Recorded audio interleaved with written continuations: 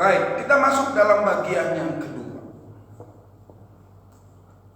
Dari peristiwa penderitaan Kristus, masa-masa penderitaannya menjelang kayu salib, ada 3 hal yang kita mau pelajari. Yang pertama, penderitaan yang dilakukan, yang diterima oleh Yesus, itu merupakan pengorbanan bagi orang lain. Mari kita sadari baik bahwa sekalipun masalah, sekalipun problema hidup, sekalipun tantangan datang bagi kita, tapi satu saat dalam keadaan itu kita diminta berkorban, belum tentu kita mau. Bisa jadi kita bilang, boro-boro gua mau bantu lo, gua aja lagi dalam kesusahan. Apalagi kita mau berkorban karena kesalahan orang lain. Jauh panggang daripada api. Bapak Ibu Saudara yang terkasih dalam Tuhan, jemaat-jemaat Tuhan yang terkasih, yang menjadi pertanyaan besar bagi kita, maukah kita di masa-masa sulit seperti sekarang ini masih mau berkorban untuk orang lain? Pengorbanan kita tidak akan pernah sia-sia. Pengorbanan kita, saya percaya, pasti berarti bagi orang lain. Pasti mendatangkan sukacita bagi orang lain. Sama seperti penderitaan Kristus yang pada akhirnya mendatangkan keselamatan bagi kita. Pengorbanan Kristus tidak pernah sia-sia. Hal yang kedua, penderitaan tidak selamanya mengenai dosa. Tapi harus dipahami juga bahwa penderitaan kadang-kala diakibatkan karena ulah kita, karena perbuatan kita yang menyimpang. Berbeda dengan penderitaan Kristus seperti yang saya sampaikan tadi. Kadang-kala penderitaan kita karena kita sendiri yang bikin. Kita yang cari-cari pencobaan. Ya. Udah tahu lubang, diterobos saja, masuk kau itu, ya kan? Abang sudah bilang, jangan bertempur. Bertempur kau, matilah kau. Nah, itu.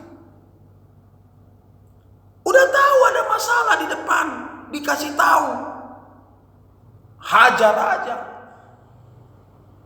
Coba kita lihat perkembangan COVID-19 sekarang ini. Sudah dihimbau oleh pemerintah dengan begitu gencarnya, polisi sudah dikerahkan untuk social distancing, tetap aja susah memang kadang. Jadi jangan salahkan juga tiba-tiba Anda terpapar oleh virus corona.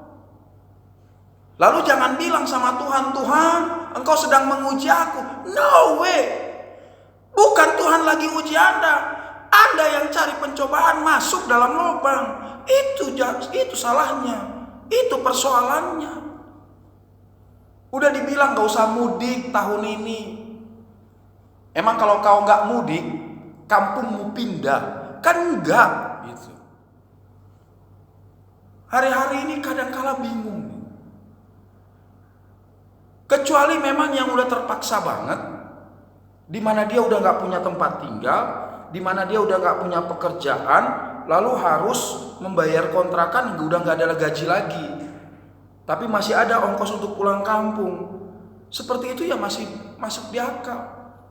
Lah ini punya mobil, punya uang, usaha sendiri, punya usaha dagang, malah ketakutan karena mulai Jakarta masuk epicentrum pandemi COVID-19.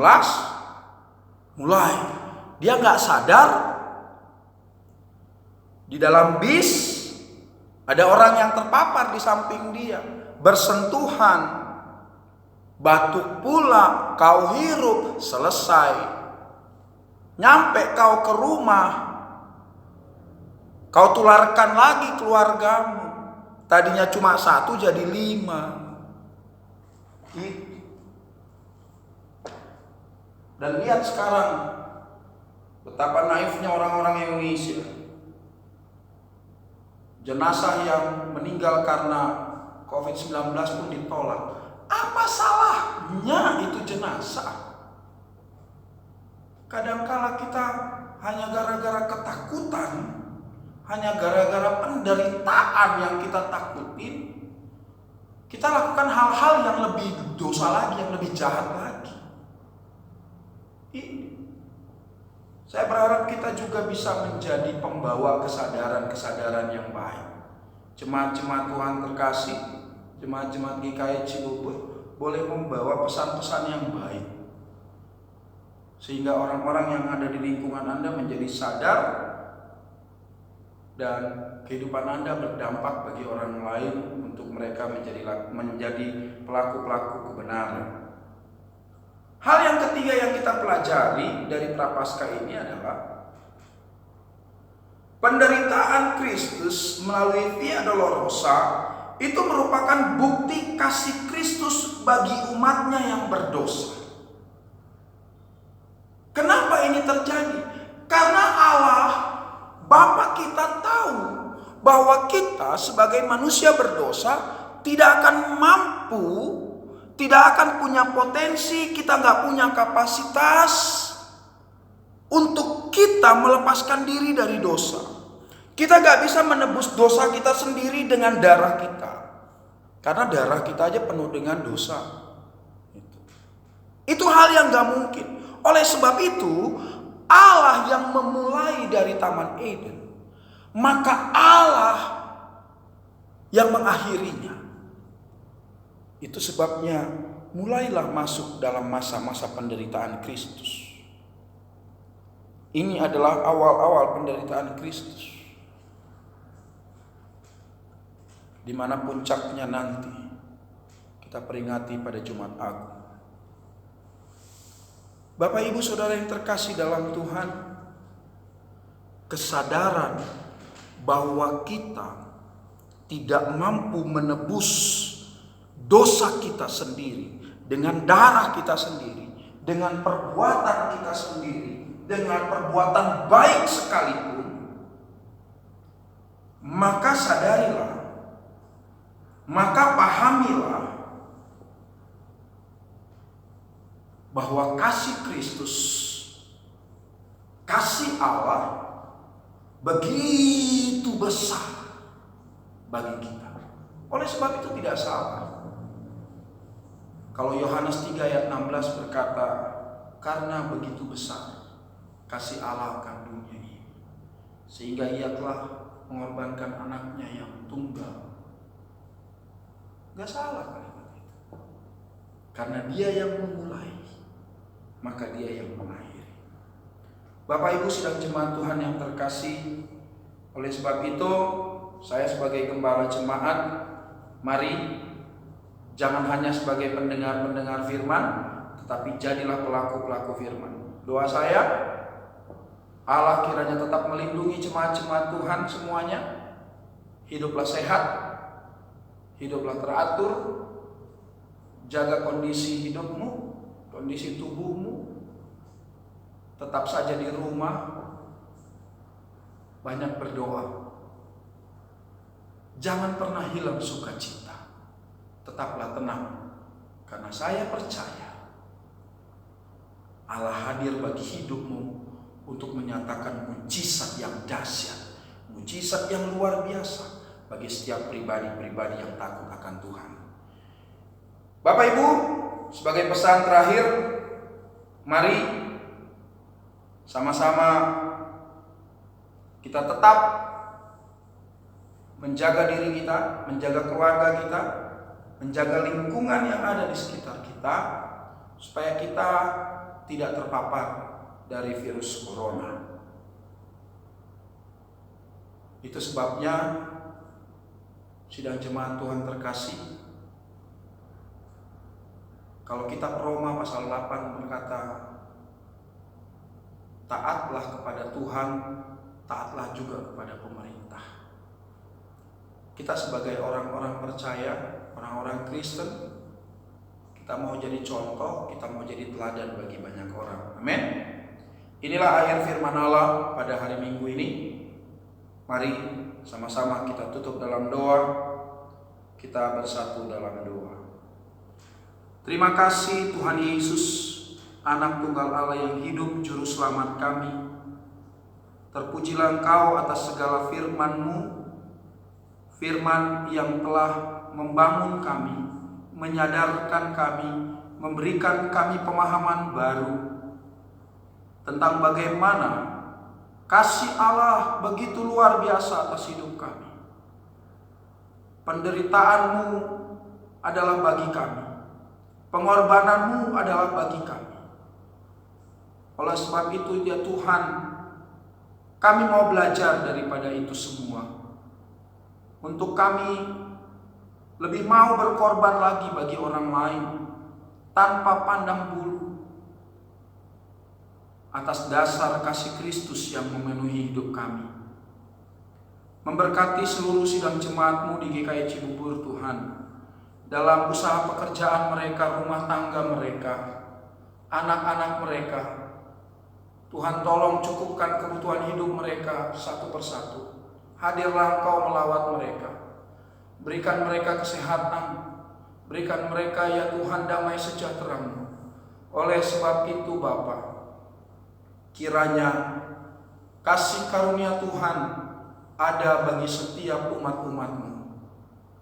Kami berdoa Tuhan buat wabah virus COVID-19. Allah kiranya memberkati bangsa kami, memberkati pemerintahan bangsa kami. Tuhan cukupkan dana yang diperlukan untuk menanggung pembiayaan ini semua. Bukan perkara kecil Tuhan, tetapi kami percaya bangsa kami akan dipulihkan. Bangsa kami akan dimampukan oleh kuasa dari Tuhan Yesus Kristus. Terima kasih Tuhan, terima kasih. Kalau boleh Tuhan, izinkan tidak lebih lama lagi wabah ini ada bagi bangsa kami. Kalau boleh Tuhan, jangan lebih dari bulan April ini Bapa. Engkau lihat penderitaan bangsa kami. Berbelas kasihanlah Engkau bagi bangsa kami. Terima kasih Tuhan, kami yakin percaya kuasa-Mu dinyatakan. Kami berdoa wabah ini akan segera hilang dari Indonesia di dalam nama Tuhan Yesus Kristus. Haleluya. Terima kasih Bapa. Nyatakan berkat-Mu atas segala apa yang dibutuhkan oleh umat-umat. Inilah akhir ibadah kami. Dan doa ini kami alaskan di dalam nama Tuhan Yesus Kristus yang telah mengajarkan kami berdoa. Bapa kami dalam surga, dikuduskanlah nama-Mu, datanglah kerajaan-Mu, jadilah kehendak-Mu di bumi seperti di surga. Berilah kami pada hari ini makanan kami yang secukupnya.